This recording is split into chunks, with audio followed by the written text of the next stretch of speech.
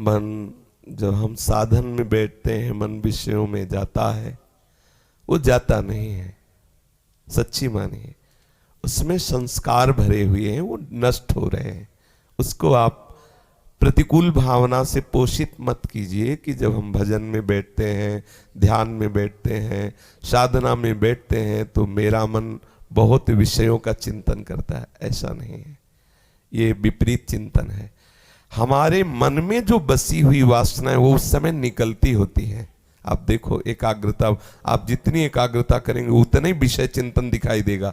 वो होता नहीं विषय चिंतन, वो मन को खाली किया जा रहा है। और मन ये इतनी छोटी चिप है कि आज तक किसी दूरबीन में भी नहीं पकड़ में आई।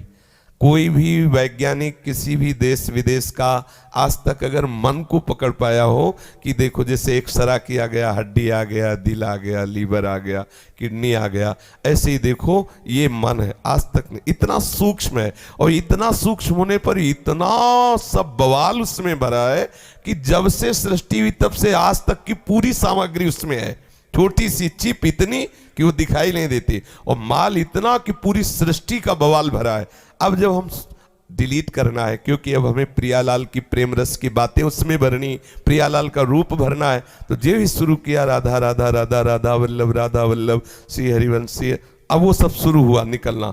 अब जो साधक इस रहस्य को नहीं जानता वो घबरा जाता है। जब भजन नहीं कर रहे थे तब तो शांति थी, अब भजन शुरू किया तो इतनी गंदी गंदी चेष्टाएं। बिल्कुल धैर्य रखो, भजन बढ़ाते रहो।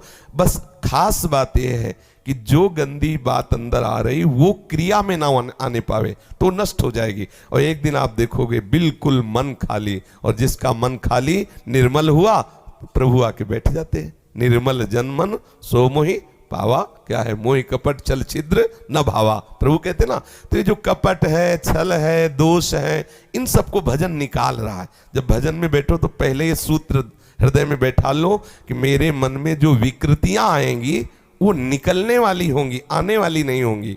उन पर आप ध्यान ज्यादा ना दीजिए, आप ध्यान दीजिए मंत्र पर या इष्ट के रूप पर, तो वो धीरे धीरे एकदम खाली होते चले जाए।